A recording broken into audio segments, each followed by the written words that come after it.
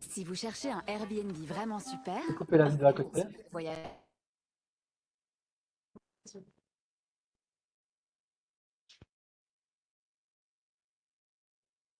Et voilà.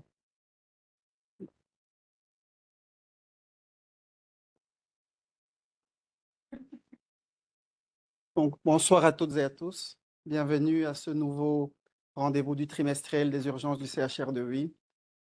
Pour ce 9e rendez-vous, nous avons voulu mettre l'accent sur les urgences du patient opéré d'une chirurgie bariatrique. Pour planter quelque peu le décor, il faut savoir que nous traversons actuellement une période de grande pandémie avec des chiffres très alarmants. Rassurez-vous, il ne s'agit pas du retour du Covid, hein. Il s'agit de la pandémie de l'obésité. À l'échelle belge, vous devez savoir qu'on estime qu'en 2035, 33% de la population sera en situation d'obésité, ce qui correspond à un adulte sur trois. C'est quand même interpellant. Et face à ce constat, on peut imaginer que nos services d'urgence seront appelés à prendre en charge de plus en plus des patients opérés d'une chirurgie bariatrique. Et donc, il est essentiel pour nous de nous préparer à cette éventualité. Quand on parle de chirurgie bariatrique, on parle principalement de deux opérations, le bypass gastro-jéjunal et la sling. Il y a également la mise en place des anneaux, mais bon, c'est moins à la mode, on va dire. Et nous avons donc décidé, pour nous éclairer sur la question, de faire appel à des spécialistes en la matière. Nous n'avons pas eu besoin d'aller très loin, hein. Il faut savoir que le CHR de Huy est pionnier en la matière depuis plusieurs années. On jouit d'une expérience pluridisciplinaire dans le domaine. Ici, ce soir, nous avons le plaisir d'accueillir les docteurs Legrand et Henrard. Le docteur Legrand, qui est à ma droite, est chirurgien digestif, spécialiste en chirurgie bariatrique. Il est également responsable du pôle du département de chirurgie et chef du président du bloc, pardon. Quant au docteur Henrard, il est assistant en 6e année de chirurgie digestive avec une polarité bariatrique. Donc, ils vont nous entretenir sur ce thème. Je vais commencer par passer la parole au docteur Legrand qui va faire une brève introduction. Ensuite, ce sera au tour du docteur Henrard qui nous fera la présentation. Vous pouvez d'ores et déjà adresser vos questions sur le chat de l'application. Les questions seront relayées à nos deux orateurs qui y répondront à la fin de la présentation. Merci. À vous. Bonsoir tout le monde, et pour ceux qui sont en vidéoconférence, vous ne voyez pas dans la salle une grande partie de nos infirmières du bloc. On voit que le sujet est intéressant. Donc Claude a très bien résumé l'importance du sujet. Il y a de plus en plus de patients obèses, il y a de plus en plus de patients opérés, et donc ça veut dire qu'il y a de plus en plus une fréquentation de ces patients opérés au service des urgences, qu'ils viennent de l'hôpital ici ou qu'ils viennent de tous les hôpitaux de la région. Une chose très importante qu'il faudra cerner durant la présentation, c'est faire une différence entre l'urgence vitale, qui met en danger immédiat la vie du patient. Ça peut être une péritonite, ça peut être une hémorragie et ça peut être un volvulus de l'intestin. Les différencier des urgences relatives qui autoriseront une mise au point moins urgente et surtout pas d'intervention chirurgicale urgente nécessairement. Je vais vous présenter le docteur Alexandre Henrard qui va faire la présentation. Donc Alexandre est assistant de 6e année dans notre service. Il a une polarité en chirurgie bariatrique, en chirurgie hépatobiliaire, et il se forme actuellement en endoscopie chirurgicale. Alexandre va me remplacer à partir du mois d'octobre et va reprendre un peu mes activités, la chirurgie bariatrique, le foregut, la chirurgie hépatobiliaire, en plus l'endoscopie chirurgicale. Alexandre. Merci. Donc voilà, donc, au cours de la soirée, donc, on va parler des complications donc, des patients opérés d'une chirurgie de l'obésité. Alors, je ne sais pas si ça fonctionne. Hop.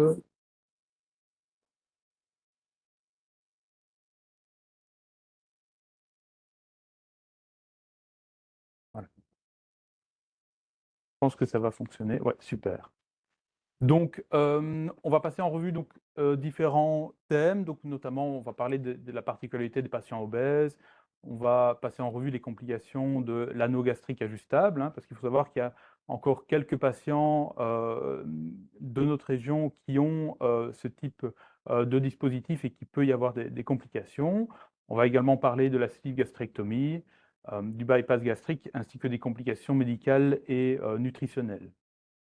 Alors, comme on l'a déjà expliqué, il faut savoir que le monde fait face à une épidémie d'obésité, qu'à l'échelle mondiale, le nombre de cas d'obésité a presque triplé depuis 1975. En 2016, plus de 1,9 milliard d'adultes étaient en surpoids. Donc, on parle de surpoids lorsque le BMI ou Body Mass Index, ou IMC en français, est supérieur ou égal à 25 kg par mètre carré. Et sur ce total, plus de 650 millions étaient obèses, donc c'est-à-dire avec un BMI au-delà de 30. Il faut savoir que cette tendance s'accélère et qu'en 2030, il est estimé que plus d'un milliard d'adultes seront obèses à travers le monde. L'obésité, en tout cas l'épidémie d'obésité, de par ses comorbidités associées, donc que ce soit le diabète de type 2, les maladies cardiovasculaires, les dyslipidémies, la NASH, donc la NASH c'est ce qu'on appelle la stéatohépatite non alcoolique, donc c'est le foie gras, est responsable d'un impact économique important. Et il est notamment estimé qu'en 2035, le coût global du surpoids à travers le monde sera de 4,32 trillions de dollars. Donc c'est énorme, hein. Donc ça représente à peu près 2,9% du PIB total, estimé en tout cas en 2035.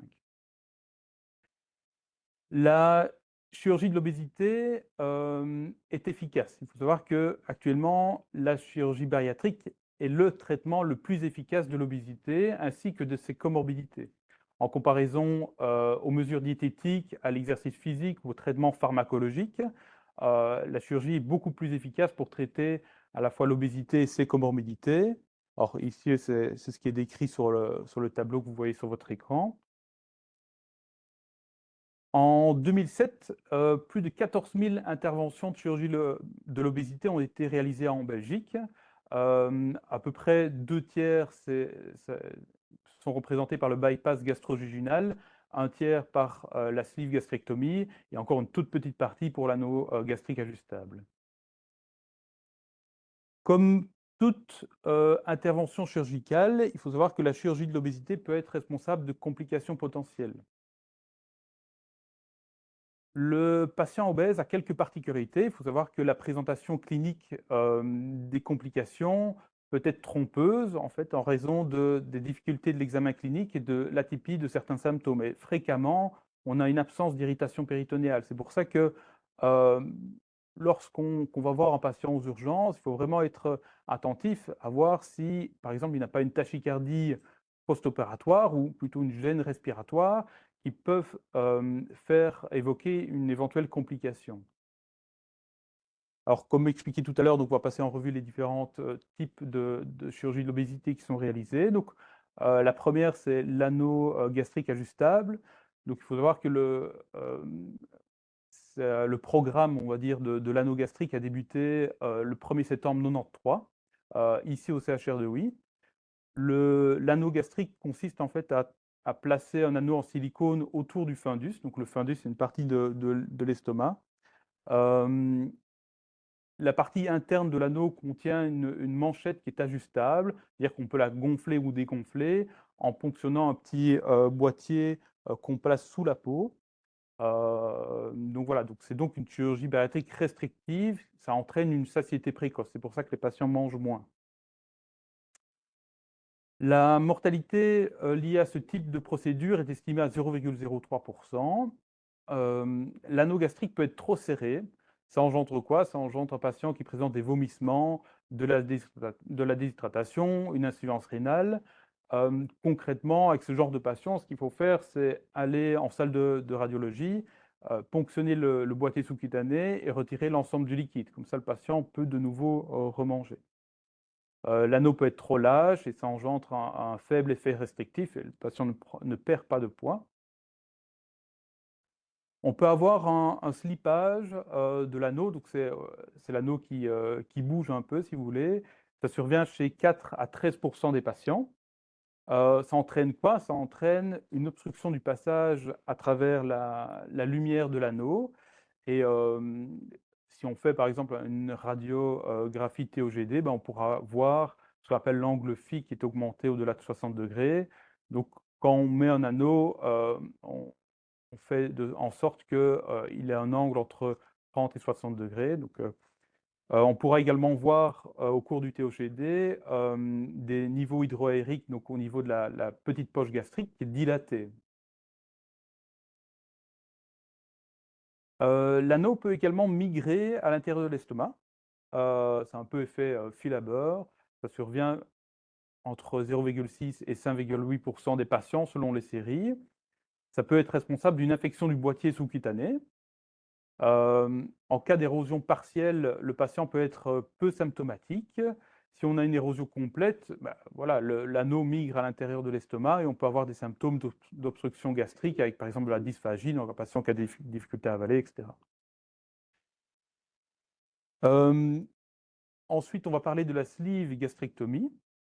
Donc, la sleeve est une technique de chirurgie bariatrique restrictive. Donc, pareil, on diminue la taille de l'estomac pour engendrer un effet de satiété précoce. Ça consiste à retirer plus des 2 tiers de l'estomac. Donc, on part de la partie proximale de l'antre. Donc, l'antre, c'est la partie en bas, là, et on va jusqu'au cardia. Donc, le volume restant de l'estomac sera d'environ 100 millilitres. Concernant les complications de la sleeve gastrectomie, ben, on a ce qu'on appelle la fistule, donc c'est la fistule gastrique, donc c'est la fuite. C'est une complication précoce qui est redoutable, ça survient heureusement chez moins de 1% des patients. La fistule se situe essentiellement au niveau de la partie proximale de l'agraphage, donc juste en dessous de la jonction œsogastrique. Et sur les 2 images que vous voyez, on peut voir qu'il y a du produit de contraste qui est ingéré, qui passe dans la cavité péritonéale. Donc, il y a une fuite. En cas de fistule gastrique, le patient pourra présenter différents symptômes. Donc, il peut avoir une recrudescence de ses douleurs post-opératoires, il peut présenter de la tachycardie, il peut avoir de la fièvre, des difficultés respiratoires, donc avec de la dyspnée. Il peut également avoir ce qu'on appelle le signe de Kerr, qui est une douleur projetée au niveau de l'épaule gauche. C'est lié à une irritation pardon, du diaphragme, de la partie gauche du diaphragme. Pour faire le diagnostic d'une fistule gastrique, on réalisera un scanner avec une ingestion de produits de contraste. Ça permettra d'identifier la fuite. La prise en charge de la fistule dépendra de l'état clinique du patient. Concrètement, ce qu'on fera, c'est on rééquilibrera les besoins hydroélectrolytiques du patient et on verra également le sepsis. Comment gérer le sepsis? Ben, on réalise un drainage optimal, que ce soit chirurgical, par exemple, lorsque le patient présente une péritonite, ben voilà, il faut le réopérer, ou on peut faire des drainages endoscopiques, donc on peut placer ce qu'on appelle des pictelles, donc ça c'est des petits drains en queue de cochon qu'on passe à travers la cavité de la fistule, ça permet de guérir progressivement le trajet fistuleux. On peut également placer des endosponges, donc ça c'est un système qu'on place également à travers la fistule, avec un système aspiratif qui permet également de diminuer la taille de la fistule et de la guérir. On peut également placer des endoprothèses, donc ça c'est ce que vous voyez qui est dans la sleeve, c'est la partie grillagée. Le but c'est vraiment de ne plus avoir de communication avec la fistule. On ne fera pas qu'un drainage optimal, on donnera également aux patients une antibiothérapie adaptée, bien entendu. Outre la fistule, les patients peuvent également présenter un abcès le long de la ligne d'agrafage. La différence avec la fistule, c'est qu'il n'y a pas de passage du produit de contraste. La prise en charge consistera à la mise en place d'un drainage percutané. Donc là, on fera appel à nos collègues radiologues, associé à une couverture antibiotique adaptée. Étant donné qu'on agrafe, qu'on retire 2 tiers de l'estomac, il faut savoir que l'estomac est un organe qui est extrêmement bien vascularisé et il peut avoir la survenue d'hémorragie ou un hématome post-opératoire. Ça survient dans 1,1% des cas. C'est plus souvent localisé au niveau de la ligne d'agrafage ou lié à un défaut d'hémostase. La prise en charge dépendra de la clinique du patient. Oui, et ça ira soit d'une attitude attentive, c'est-à-dire qu'on surveille le patient, on surveille ses paramètres, on fait des prises de sang de contrôle, voir s'il ne se déglobulise pas, voire ça ira jusqu'à la reprise chirurgicale en urgence pour contrôle de l'hémostase. Donc sur les scanners que je vous ai affichés, il est montré différents types d'hématomes, différents types d'images qu'on peut voir lorsqu'on a un hématome ou une hémorragie post-opératoire. La sleeve peut également engendrer une sténose. Donc une sténose, c'est un rétrécissement. Ça survient essentiellement au niveau de l'angulus. Ça survient dans 0,9% des cas. On aura essentiellement des symptômes d'obstruction gastrique avec des patients qui vomissent, etc. Et ça nécessitera une prise en charge endoscopique avec la réalisation de dilatation. Donc là, on demandera à nos collègues gastro-entérologues d'aller dilater. La sleeve gastrectomie peut également engendrer du reflux gastro-œsophagien.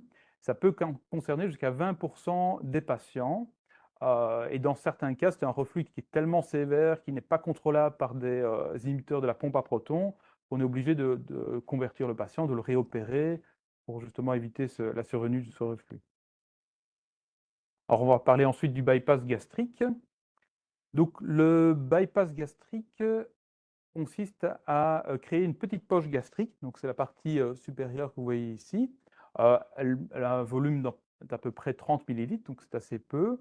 Elle est reliée à une anse qu'on dit alimentaire, donc c'est du petit intestin qu'on vient anastomoser, donc on vient suturer au niveau du petit estomac, qui mesure entre 75 et 150 cm de long. L'anse alimentaire sera ensuite anastomosée, reliée, si vous voulez, à l'anse qu'on appelle biliopancréatique. Donc ça, c'est ce qui draine l'estomac dit exclu, donc par lequel les aliments ne savent plus passer.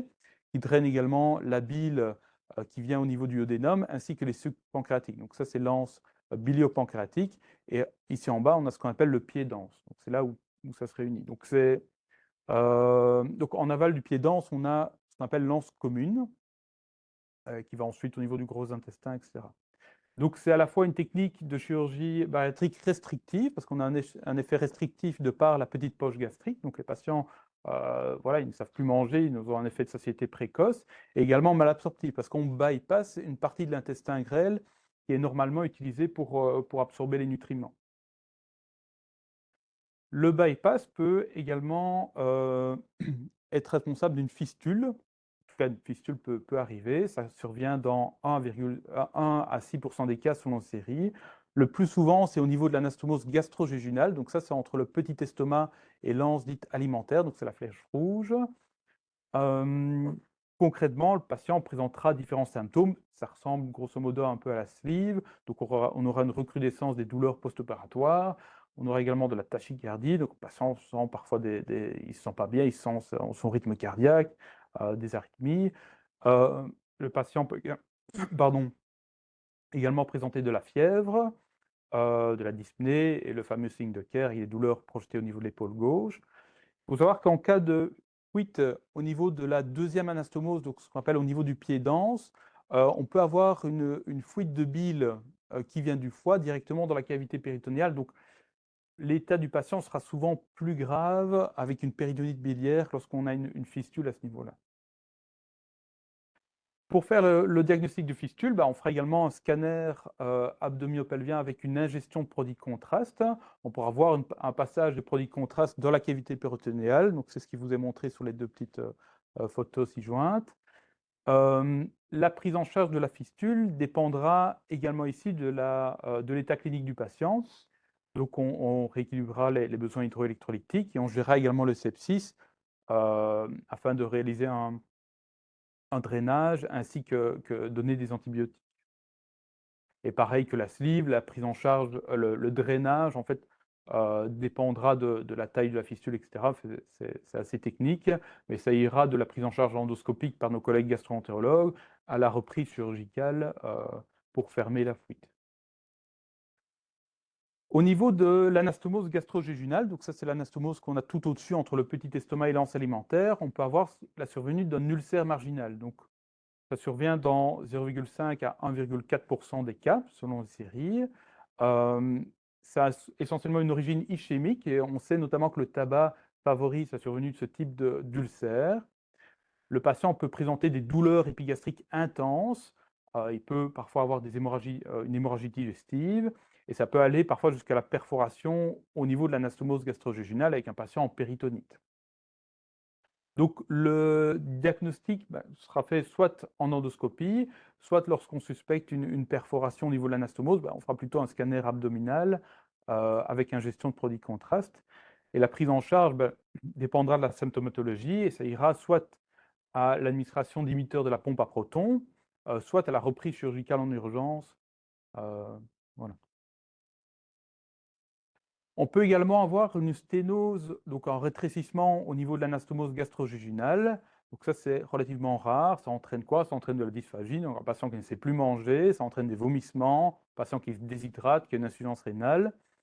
À l'EOD, donc on pourra visualiser une dilatation de la poche gastrique, donc en amont de l'anastomose, associée à un retard de vidange. Et ici, sur les deux petites images, vous pouvez voir une vue endoscopique. Concrètement, le diagnostic se fera par la réalisation d'une endoscopie et on réalisera des dilatations endoscopiques avec des petits ballonnets pour réouvrir un peu cette anastomose. Le bypass gastrique peut également engendrer des occlusions intestinales, donc au niveau de l'intestin grêle. Ça concerne jusqu'à 5% des patients et ça peut survenir des années après l'opération. Ça peut être lié à une bride, lié à l'intervention chirurgicale ou à d'autres antécédents chirurgicaux du patient, ou ça peut être lié à la survenue de ce qu'on appelle une hernie interne.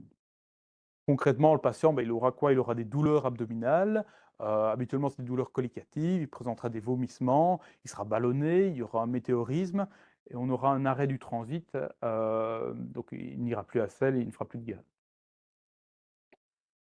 Concernant les hernies internes, donc on peut avoir différents types de hernies internes. Donc, on peut avoir des hernies internes, ce qu'on appelle au niveau de l'espace de Petersen. Donc, ici, c'est au-dessus entre l'anse dite alimentaire et ici, horizontalement, vous voyez le côlon. On a également le mésocolon. Donc, ça, c'est ce qui apporte tous les vaisseaux et tout ça au côlon. Donc, ça, c'est lié au fait qu'on monte une anse au niveau du petit estomac. Ça crée un espace qu'on referme au cours de l'intervention, mais qui peut se réouvrir lorsque le patient perd du poids. On peut avoir également une hernie interne au niveau ce qu'on appelle du défect mésentérique. Donc ici, c'est un peu plus bas. C'est au niveau du pied d'anse. Et lorsqu'on fait un montage rétrocolique, donc c'est-à-dire qu'on fait passer l'anse alimentaire non pas devant le mésocolon transverse, mais derrière, donc dans le mésocolon, il peut y avoir un espace à travers lequel l'intestin peut aller se faufiler, et on appelle ça une hernie transmésocolique. Cliniquement, comme on l'a dit, donc le patient peut présenter des douleurs abdominales collicatives, qui peuvent être de l'occlusion épigastrique ou au niveau du cadran supérieur gauche. Ils présenteront également des nausées ainsi que des vomissements. Le diagnostic de hernie interne se fera sur base de la clinique, d'accord, d'une part, ainsi que éventuellement la réalisation d'un scanner abdominopelvien. Chose importante, il faut savoir que la sensibilité d'un scanner abdominopelvien pour détecter une hernie interne est très faible, elle est inférieure à 50%. C'est pour ça que quand on a un doute diagnostique, et même si on a un scanner qui est normal, si on a le moindre doute, il faut aller voir. Donc il faut aller opérer le patient, voir s'il n'y a pas une hernie interne. Au scanner, donc, on pourra visualiser des anses grêles qui sont dilatées, ainsi que des anses grêles qui sont non dilatées. Ça signe qu'il y a une zone de transition. On pourra voir une stase du produit de contraste ingéré, donc le produit de contraste qui ne passe pas plus loin. On peut avoir un regroupement d'anses grêles dans une partie de l'abdomen. Et on peut également avoir ce qu'on appelle le Whirlpool sign, donc qui est des vaisseaux mésentériques qui sont twistés, liés à la hernie interne. Et on pourra avoir une sorte de petite tornade sur le scanner. Donc ça, ce sont les vaisseaux mésentériques qui tournent sur eux-mêmes. Ici, encore d'autres images. Donc, on pourra avoir une dilatation de l'estomac exclu et de l'anse biliopancréatique avec un twist là, des vaisseaux mésentériques. Lorsqu'on a une hernie de Petersen, ben, on peut voir par exemple le passage d'une anse grêle derrière le défect qui est lié par l'anse alimentaire qui monte au niveau du petit estomac. Pour illustrer un peu ce qu'est une hernie interne, donc je vais vous montrer une vidéo qui me vient d'un collègue du centre hospitalier du Luxembourg, qui a bien voulu que je vous la montre. Donc ça montre, donc on va voir 2 choses. La première partie, c'est une hernie interne à travers l'espace de Petersen, donc ce à quoi ça ressemble quand on réopère les patients. Et la deuxième partie, ce sera une hernie transmésocolique. Donc, voilà.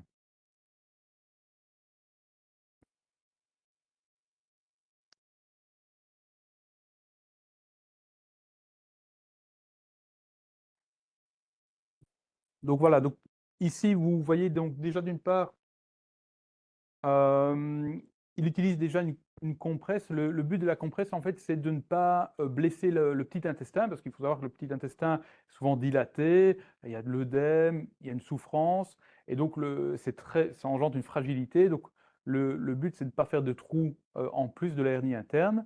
Donc concrètement, là, pour le moment, on n'a pas vu grand-chose. Donc on voit qu'il y a ce qu'on appelle du, on voit le côlon, on voit qu'il y a des anses, grêles qui sont dilatées. Donc voilà, là, il prend le côlon, il va un peu voir au niveau de l'espace de Petersen. Pour le moment, voilà, donc là, il devine éventuellement l'anse alimentaire qui va se soulever et donc on voit qu'il y a une partie de l'intestin, donc ce qu'il est en train de repousser est passé à travers cet orifice. Donc ce qu'il va faire, c'est essayer de réduire, cette hernie interne. Donc c'est pour ça voilà, il faut vraiment y aller progressivement, prendre son temps, identifier le problème.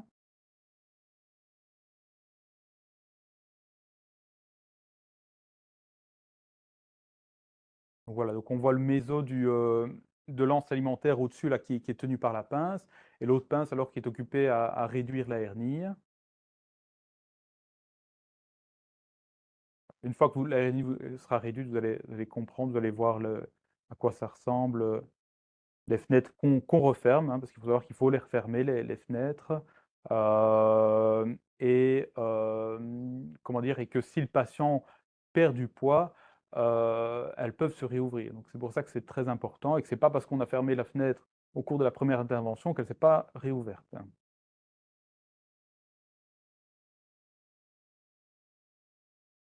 Voilà, donc là, il réduit la hernie interne.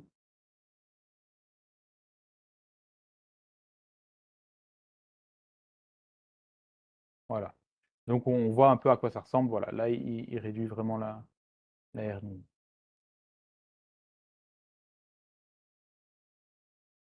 Voilà. Donc c'est cette partie-là qu'on referme au cours de la réalisation du bypass. Alors la deuxième partie de la vidéo, donc c'est une hernie à travers le mésocôlon transverse. Donc ça, c'est chez les patients qui ont eu un montage rétrocolique.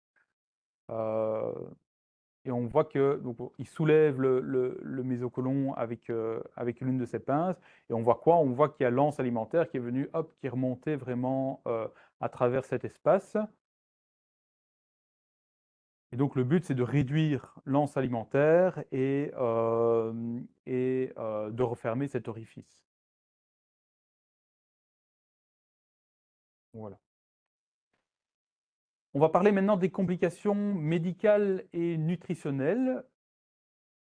Donc les patients qui perdent du poids peuvent présenter des lithiases vésiculaires. Elles peuvent être symptomatiques dans 3 à 28 des cas. C'est lié à une augmentation du rapport cholestérol d'un côté versus acide biliaire et phospholipides de l'autre. Ça peut également être lié à une diminution de la cholécystokinine et de la gréline, donc qui sont des hormones qui ralentissent la vidange vésiculaire et qui peuvent favoriser la survenue de lithiase. Ça peut également être lié à l'augmentation du calcium biliaire. Il faut savoir que le diagnostic sera essentiellement fait par la réalisation d'une échographie abdominale qui est bien plus performante que le scanner. Donc le scanner pourra voir les lithiases qui sont calcifiées, mais pourra difficilement voir, voire pas du tout, les lithiases de cholestérol, etc. Chose importante, c'est que le patient qui a des lithiases vésiculaires, qui présente une migration cholédossienne, donc en cas de migration cholédossienne, il peut avoir des douleurs abdominales avec parfois l'anamnèse, on peut détecter que le patient décrit vraiment des douleurs parfois au niveau du dos. On peut avoir un ictère, donc un patient qui vient qui est tout jaune. On peut avoir une pancréatite aiguë, parce que la pierre qui passe irrite le canal de Wirsung qui draine le pancréas. On peut avoir une stase de bile en amont de la pierre qui obstrue le canal, avec une infection de cette bile. Ça entraîne ce qu'on appelle une angiocolite.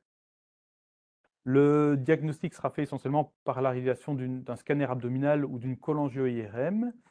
Et le fait qu'on réalise un montage de type bypass, ça entraîne une impossibilité d'accès à la papille. Donc la papille, c'est la partie ici en bas au niveau du duodénum, par voie endoscopique classique. Donc les patients qui n'ont pas de bypass, on réalise ce qu'on appelle une CPRE, donc on passe à travers l'œsophage, à travers l'estomac, on va jusqu'au niveau de la papille. Chez les patients qui ont un bypass, ce n'est plus possible. Et donc, chez ces patients-là, il sera nécessaire d'aller au bloc opératoire. Ce qu'on fait, c'est qu'on fait une gastrostomie chirurgicale à travers l'estomac exclu. Donc, on met l'estomac exclu à la peau et on demande à notre collègue gastro-entérologue d'aller faire la CPRE par là. Ça, il faut aller au bloc opératoire pour faire ça. Les patients qui ont un bypass gastrique peuvent également présenter ce qu'on appelle un dumping syndrome. Ça survient dans 5 à 10% des cas après un bypass. C'est lié à l'arrivée rapide d'aliments hyperosmolaires au niveau du jéjunum, donc au niveau du petit intestin. Ça entraîne quoi? Ça entraîne des symptômes gastro-intestinaux. Donc, le patient aura des crampes abdominales, il aura également des nausées, des troubles vasomoteurs, il ne se sentira pas bien, il aura des palpitations, des vertiges, etc. Il peut également présenter de la diarrhée. Concrètement, le traitement se basera essentiellement sur un respect des règles hygiéno-diététiques. D'accord? Comme tout type de complications chirurgicales, les patients opérés d'une chirurgie de l'obésité peuvent présenter des maladies veineuses thromboemboliques. Donc, ça concerne jusqu'à 1,17% des patients. Et c'est l'une des principales causes de mortalité après la chirurgie de l'obésité. C'est pour ça qu'en péropératoire, on réalise une thromboprophylaxie mécanique. Donc, on met ce qu'on appelle des bottes qui compriment les mollets des patients durant l'intervention. Et on met en place également une prophylaxie médicamenteuse. Donc, on administre de l'héparine aux patients. La prise en charge, que ce soit d'une thrombose veineuse profonde ou d'une embolie pulmonaire, est la même que chez les patients non obèses. Comme toute chirurgie susmésocolique, donc au niveau de l'abdomen supérieur, chez un patient obèse, il y a un risque de bronchopneumonie post-opératoire. L'incidence globale est inférieure à 1%. C'est pour ça qu'on met vraiment une importance sur la mobilisation précoce des patients et la prise en charge de ce type de complications est la même que chez les patients non obèses. Le bypass gastrique peut engendrer des complications au niveau nutritionnel et notamment des carences vitaminiques et protéiques. Ça concerne jusqu'à 10% des patients opérés après un bypass gastrique. Ici, je vais juste m'attarder sur la carence en vitamine B1, donc en thiamine, qui est rare, mais qui est potentiellement très grave. C'est lié à des vomissements intenses qui empêchent le patient de prendre ses vitamines, d'avoir une alimentation saine et équilibrée. Ça engendre quoi? Une carence en thiamine. Ça peut engendrer ce qu'on appelle le beriberi avec un tableau de polyradiculonévrite. On peut avoir une insuffisance cardiaque et on peut avoir également une encéphalopathie de Gaillet-Wernicke, donc avec un patient qui présente de l'ataxie, de la confusion. Il peut avoir également une ophtalmoplégie. Ça, c'est la triade de Gaillet-Wernicke. Le traitement se basera sur l'administration de thiamine et on fera notamment attention d'éviter l'administration de glucose, parce que l'administration de glucose seule peut aggraver le déficit en thiamine, et donc ça peut aggraver l'état clinique du patient. C'est pour ça qu'en cas de chirurgie malabsorptive, notamment un bypass gastrique, il sera vraiment important de réaliser une supplémentation en complément vitaminique à vie, avec un suivi médical régulier. Donc, on propose aux patients de réaliser des prises de sang régulières avec le dosage des vitamines, voir s'il n'y a pas de carence. Je vous remercie.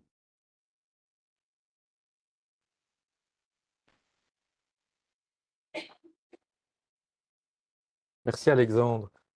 Alexandre a été extrêmement exhaustif. Que retenir de toutes ces complications qui, heureusement, sont quand même assez rares? Et il faudra, pour l'urgentiste, vraiment distinguer les complications vitales qui mettent en jeu le pronostic du patient à court terme. On a parlé d'hémorragie et de péritonite. Ce sont des complications très précoces, 24 à 48 heures, et qui surviennent plus souvent lorsque le patient est toujours hospitalisé après son opération. Alors l'hémorragie, il faudra plutôt demander, en fonction de l'état clinique et d'un constat qu'il y a une chute d'hémoglobine, un scanner avec injection intraveineuse de contraste et un temps artériel. La péritonite, on aura de la fièvre, on aura un syndrome inflammatoire, des globules blancs, un tableau de péritonite. Il faudra demander, comme Alexandre l'a dit, un scanner avec injection orale de contraste, qui est très différent, pour voir la fistule. Ça peut concerner quand même l'urgentiste. Lorsqu'un patient qui a été opéré aujourd'hui ou la veille, il peut être appelé la nuit au chevet d'un patient et je conseille toujours de contacter le chirurgien de garde, voire le chirurgien qui a opéré le patient. Une autre urgence vitale qu'il ne faut absolument pas sous-estimer et qui vient à distance d'une intervention chez un patient qui viendra de son domicile, c'est le volvulus ou la hernie interne. Elles concernent tous les patients opérés de bypass spécifiquement et elles surviennent pendant toute la vie du patient. Bon, on aura un tableau de parfois multi-organ failure, de syndrome abdominal avec des paramètres qui ne sont pas bons du tout. Là, il faut demander un scanner abdominal avec contraste intraveineux, y compris chez une femme enceinte, chez qui vous apprenez qu'elle a été opérée il y a des années d'un bypass, bien sûr en collaboration et avec l'autorisation du gynécologue, mais on peut louper une nécrose totale de l'intestin si on passe à côté du diagnostic. Ensuite viendront les urgences différées. Un patient qui vient de son domicile, s'il s'agit d'un anneau gastrique, on a deux cas de figure. Un patient qui vient du restaurant et qui vient parce qu'il dit qu'il est bloqué, qu'il vomit. Mais en général, il a mangé un morceau de viande qui est coincé, donc il n'y a pas d'urgence vitale. L'anamnèse suffira de poser le diagnostic et soit le patient, je dirais, n'est pas moche, il peut rentrer chez lui, mais éventuellement, il faudra faire une endoscopie pour extraire le morceau. Si le patient n'est pas bien, on l'hospitalise, on l'hydrate et on fait le geste le lendemain. Ce n'est pas urgent. L'autre, obstruction gastrique chez un patient qui a un anneau, c'est une obstruction subaiguë. Elle est présente depuis plusieurs jours, plusieurs semaines. C'est une sténose de l'anneau, un slippage comme l'a montré Alexandre. Là, le traitement sera éventuellement faire un scanner, un OED. Le traitement sera dégonfler l'anneau. Donc c'est un geste simple. Si le patient est déshydraté, on l'hospitalise. En ce qui concerne la sleeve, retenez qu'il n'y a pratiquement jamais de complications intestinales avec une sleeve. Les complications d'un patient avec une sleeve qui vient pour des douleurs abdominales, ce sera le plus souvent des lithiases vésiculaires. L'anamnèse est assez spécifique. Ce sont des douleurs postprandiales et qui surviennent volontiers en début de nuit. Alors, aux urgences, on fait souvent un scanner abdominal. Je crois que c'est une bonne attitude, ça permet d'exclure beaucoup de choses. Mais une fois sur deux, la lithiase ne sera pas vue parce qu'elle est radiotransparente. Donc, si le scanner est négatif, ne dites pas que le patient n'a rien du tout. Pensez à la lithiase vésiculaire, d'autant plus si les tests hépatiques n'orientent pas vers un problème biliaire, et demandez le lendemain une échographie abdominale. Bien sûr, s'il y a une perturbation des tests hépatiques, voire pancréatiques, pensez à une migration, calcul vésiculaire, migration, et là, il faut demander un scanner pour voir si les voies biliaires ne sont pas dilatées ou s'il n'y a pas une pancréatite radiologique. C'est tout pour la sleeve. En urgence différée, c'est la lithiase vésiculaire. Donc, je rappelle, aucun problème intestinal. Pour le bypass, c'est beaucoup plus compliqué. Il faut être beaucoup plus prudent. Le bypass peut présenter des complications intestinales pendant toute la vie et le risque d'hernie interne est de 10%.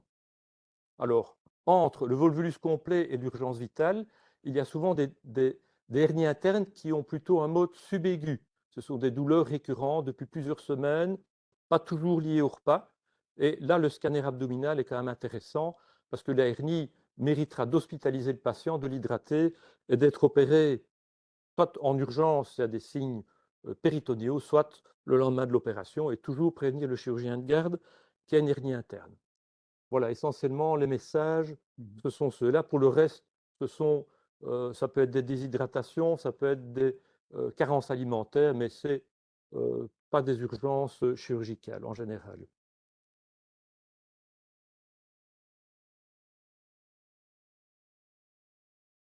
Je ne sais pas si on doit éventuellement répondre à des questions posées par les internautes, je dirais. Oui, oui, c'est vrai, on a quelques petites questions. Donc déjà, merci à vous deux pour cette présentation Merci, très Alexandre. intéressante. La première question concerne les ballons gastriques. Est-ce que c'est encore pratiqué? Si oui, quelles complications y sont associées? Les ballons intragastriques. Donc, c'est un traitement endoscopique réversible qui est placé par le gastro-entérologue à notre demande. Donc, c'est souvent des patients qui ne rentrent pas véritablement dans les critères chirurgicaux, mais qui ont une obésité confirmée. Ben, les complications sont souvent précoces. Donc, c'est souvent des nausées, des vomissements. C'est pour ça qu'il faut généralement garder le patient la première nuit à l'hôpital. Mais on peut avoir des complications sévères chez des patients qui commencent à vomir et qui peuvent jusqu'à déchirer leur estomac. C'est un peu exceptionnel, hein, ça. Donc, bah, s'il déchire son estomac, il y a une anamnèse avec une notion de ballon récent, des vomissements et un abdomen péritonial. Il faut faire un scanner et s'il y a une perforation, bah, il faudra opérer le patient. Évidemment, donc on est de toute façon sur un abdomen C'est un peu exceptionnel, voilà. exceptionnel. La deuxième question concerne les patients. Enfin, on parlait tout à l'heure de complications associées donc, à ce type de chirurgie, notamment les lithiases vésiculaires. Est-ce qu'il faut pratiquer systématiquement des cholécystectomies préventives chez ces patients? Bon, chaque chirurgien ou chaque école a un peu des attitudes différentes. Donc, en fait, le problème de la lithiase vésiculaire, il revient à le gérer de la même problème qu'une lithiase vésiculaire, symptomatique ou pas, chez quelqu'un de la population générale. Donc, chez quelqu'un non obèse, non opéré bariatrique, d'une chirurgie bariatrique, la lithiase vésiculaire ne s'opère que lorsque le patient fait des crises. Donc, l'attitude doit être pratiquement la même chez le patient bariatrique. Donc, chez le patient bariatrique, s'il n'y a pas de lithiase vésiculaire, il n'y a pas d'intérêt à opérer la vésicule. S'il a des lithiases vésiculaires asymptomatiques, il y a peu de chances qu'il développe spécifiquement des lithiases après. Et enfin, il y a le patient opéré qui n'avait pas de crise, soit qu'il avait des lithiases ou le plus souvent pas de lithiases, il va développer des lithiases et c'est ces patients-là qui vont faire des crises. Alors c'est vrai que la confusion vient du fait que beaucoup d'équipes ont opéré systématiquement les lithiases vésiculaires, c'est plus pour alourdir le code opératoire et remplir ses poches. Donc il n'y avait rien de scientifique là-dedans. C'est un peu ça le but de la question. C'est une bonne question. Y a-t-il d'autres questions dans la salle?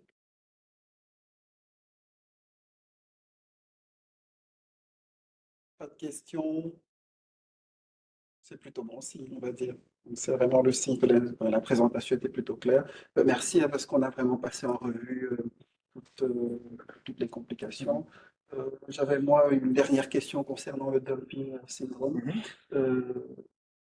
On en a un peu parlé au niveau des urgences. Quels conseils pouvez-vous me donner pour la prise en charge de ces patients-là? Donc, le traitement du dumping, c'est de la prévention. C'est-à-dire que le dumping arrive chez les gens qui ne mangent pas très bien, qui mangent du sucré. Bah, la prévention, c'est qu'il ne faut pas manger du sucré. Ils en sont informés. Bah, une petite glace laitée, une petite pâtisserie, et c'est ça, c'est radical, hein. Donc, en général, ce n'est pas dramatique. Ça peut avoir une présentation clinique dramatique. Bah, il faut réhydrater le patient. On peut plutôt perfuser du sucre que lui donner du sucre oralement parce que ça va déclencher une crise. Et il faut bien distinguer, le dumping précoce n'a rien à voir avec le dumping tardif, si ce n'est que la cause est la même. C'est une absorption de sucre ou d'aliments hyperosmolaires. Le dumping précoce, c'est une réaction vasomotrice qui vient dans les 10 minutes et qui donne un peu de la transpiration, de l'hypotension, qui peut donner de la diarrhée. Et généralement, ça passe assez vite. Et alors, on peut resucrer le patient avec des knick-knacks plutôt qu'avec du sucre. De peigne tardif, c'est une hypoglycémie. Ça peut être sévère et ça peut être grave, une hypoglycémie sévère. Donc ça vient généralement 1h30 à 2 heures après. Donc il faut mesurer la glycémie et le traitement, il faut resucrer le patient. Question encore plus simple, justement concernant le Dumpy syndrome. On fait appel à vous ou à l'interniste? Ce n'est pas une complication chirurgicale. C'est pas une complication chirurgicale. Dans les deux cas, il faut hydrater le patient et le sucrer par voie intraveineuse et vérifier qu'il n'y a pas une hypoglycémie sévère. Ça, c'est important. Merci pour vos réponses. Merci beaucoup. Je ne sais pas, les infirmières de salle d'op sont là. Je ne sais pas si elles ont des questions, notamment l'hernie interne. Vous envoyez régulièrement opérer. Et souvent, c'est jamais une situation urgentissime. Pas toujours, hein. J'ai parlé du volvulus. Là, c'est une urgence, mais souvent, on met ça au programme le lendemain. On détricote l'intestin. Il y a une technique quand même pour le faire. Ça se passe généralement bien. Souvent, il n'y a pas de souffrance intestinale aiguë, heureusement. Et le patient rentre le lendemain, une fois qu'on a détordu ses intestins et qu'on a fermé surtout les orifices de méso responsables. Méfiez-vous du bypass, hein. Le bypass va donner beaucoup plus de complications et de douleurs abdominales qu'une sleeve. Merci, merci beaucoup. Merci à tous d'avoir fait le déplacement. Vraiment beaucoup de personnes en salle ce soir. Vraiment, merci à vous de vous être Il y a des déplacés. fidèles. Et merci également à tous ceux qui ont participé en ligne à cette Et je présentation. remercie Alexandre qui a fait une excellente revue de littérature. Je le remercie.